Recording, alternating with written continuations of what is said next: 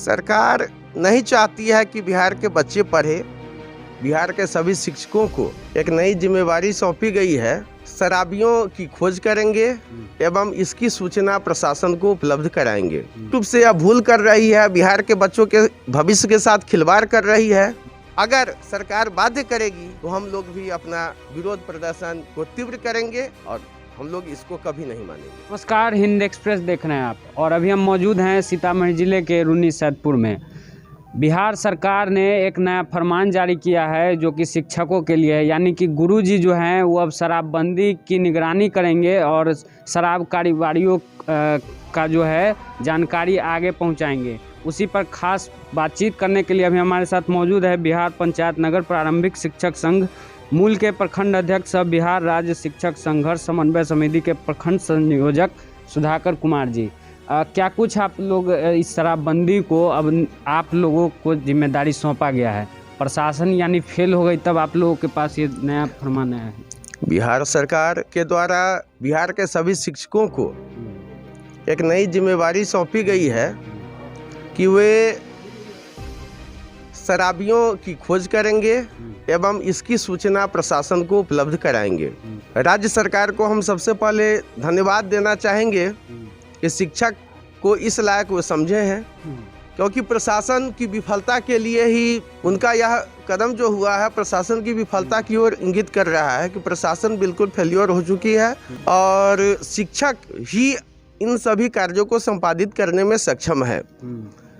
राज्य सरकार निश्चित रूप से यह भूल कर रही है, बिहार के बच्चों के भविष्य के साथ खिलवाड़ कर रही है कि शिक्षकों को उनके मूल कार्य से भटकाकर एक ऐसे कार्य में लगाना चाह रही है जिससे कि सामाजिक रूप से और विद्वेष उत्पन्न होगा। शिक्षकों के प्रति समाज में जो पहले से जितनी भी अच्छाइयाँ जा रही थी, सकारात्मक भाव जा रहा था, उसमें कमी आएगी, जो समाज के लिए शुभ संकेत नहीं है। और हम संवाद यही देना चाहेंगे कि राज्य सरकार बिहार के शिक्षकों को सम्मान दे, न कि अपमानित करने का और गलत और दोहरी नीति को बार बार लागू करके अपमानित करने का जो षड्यंत्र रच रही है उससे बाज आए। राज्य सरकार भूल जाती है कि वो 5 साल के लिए आती है और हम सभी उम्र भर 60 वर्ष के लिए शिक्षक के रूप में नियोजित ही हैं। तो हम अगर सरकार बाज नहीं आएगी तो हम सरकार को बदलने में भी सक्षम हैं। इसलिए हम सम्मान देते हैं और सम्मान पाना भी चाहते हैं। मद्य निषेध विभाग भी इसकी पूरी मॉनिटरिंग करती है, उसके बाद प्रशासन भी इस कार्य को करती है, लेकिन वो सभी विफल हो गए और ये अब नई जिम्मेदारी शिक्षकों को दी गई है। यानी बिहार में कोई भी कार्य होगा ना तो सारा काम शिक्षक करेंगे। चुनाव हो गया, कोरोना हो गया, हर चीज़ में खाली शिक्षक, बकरी देख रेख करवाएंगे, मतलब सारा काम शिक्षकों को। तो यही हम समझना चाह रहे हैं कि और कोई काम शिक्षक को नहीं बचा हुआ है, पढ़ाने के बदले वो खाली यही सब काम करेंगे। सरकार नहीं चाहती है कि बिहार के बच्चे पढ़े। अगर वह सही रूप से चाहती तो शिक्षकों को गैर शैक्षणिक कार्य में बिल्कुल नहीं लगाया जाता।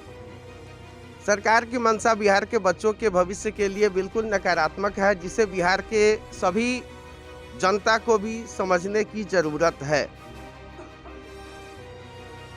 शिक्षकों के प्रति तो रवैया नकारात्मक है ही, साथ ही साथ सरकार की रवैया यहाँ के छात्र छात्राओं और सामान्य जनता के लिए भी नकारात्मक ही है। इसलिए सरकार को निश्चित रूप से सकारात्मक अमल करना चाहिए ताकि बिहार के बच्चों का भविष्य उज्जवल हो सके और सकारात्मक कदम उठाना चाहिए। इस प्रकार के कार्य आप शिक्षकों को देकर कभी भी बिहार की शिक्षा को सुधार नहीं कर सकते हैं नीतीश कुमार जी। तो जरा सोच समझ के कदम उठाइए ताकि शिक्षकों का जो मूल काम है वही सिर्फ वो करे। अच्छा ये बताइए, अनुकंपा पर बहाली शिक्षकों का वेतन तो क्या सरकार जो अनुकंपा पर बहाली का जो बहुत पुरानी परंपरा रही है, अनुकंपा का मतलब ही होता है सहारा देना। जिस परिवार का कोई सहारा नहीं हो उसको सरकार नौकरी देकर जो पारिवारिक बोझ था उसको कम करने का कार्य करती रही है। लेकिन बिहार सरकार की गलत नीति का दुष्परिणाम है कि शिक्षक अपने सेवा काल में अनुकंपा के योग्य लोगों को तैयार करे, अपने पुत्र अपनी पत्नी को प्रशिक्षित एवं टीईटी उत्तीर्ण कराकर रखे ताकि उनके मृत्यु के बाद उनको शिक्षक बनाया जा सके। यह सब गलत नीति रही है। जहाँ तक रूनी सैदपुर प्रखंड एवं बिहार के अप्रशिक्षित शिक्षकों का सवाल है तो सरकार की दोरंगी नीति का ही दुष्परिणाम है कि शिक्षक का कई महीनों से क्या कहें जो वर्षों से वेतन बंद है और सरकार के कान में जू नहीं रेंग रही है।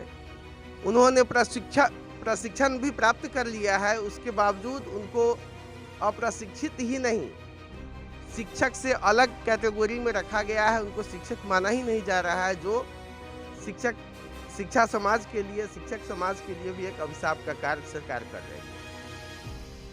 अच्छा, आपसे हम ये जानना चाह रहे हैं कि क्योंकि आप प्रखंड अध्यक्ष भी हैं, तो क्या आप लोग ये जो फरमान है इसका आदेश का पालन करेंगे या नहीं करेंगे? नहीं, किसी कीमत पर हम लोग पालन नहीं करेंगे। हम लोग शराबबंदी के विरोधी नहीं हैं, हम लोग तो पक्ष में हैं। बिल्कुल शराबबंदी होनी चाहिए। नशा मुक्ति अभियान जो समाज को, परिवार को खोखला करती है, उसके विरोध में हम लोग जरूर हैं। लेकिन इस तरह की सरकार की जो नीति है जो शिक्षकों से, अरे शिक्षक से कोई कार्य लेना है तो उच्च श्रेणी का कार्य लीजिए, या मुखबिरी का काम, हम लोग जागरूकता का काम पहले भी विद्यालय में नशा मुक्ति अभियान का कई तरह की प्रभात फेरियां निकाल चुके हैं, बराबर निकालते हैं। नशा मुक्ति अभियान में समाज जागरूक हो, वह सब सकारात्मक कदम है। लेकिन प्रशासन को सूचना देना यह सब गलत है और इससे समाज में गलत संदेश जाएगा, जो हम लोग कदापि नहीं करेंगे। बिहार के 4,17,000 शिक्षक इसके विरोध में है और कोई भी शिक्षक इसको नहीं मानेंगे। अगर सरकार बाध्य करेगी तो हम लोग भी अपना विरोध प्रदर्शन को तीव्र करेंगे और हम लोग इसको कभी नहीं मानेंगे। अंत में शिक्षकों को क्या संदेश देना चाहिए? हम शिक्षक भाइयों एवं बहनों से यही संदेश देना चाहेंगे कि अपनी एकजुटता को कायम रखें।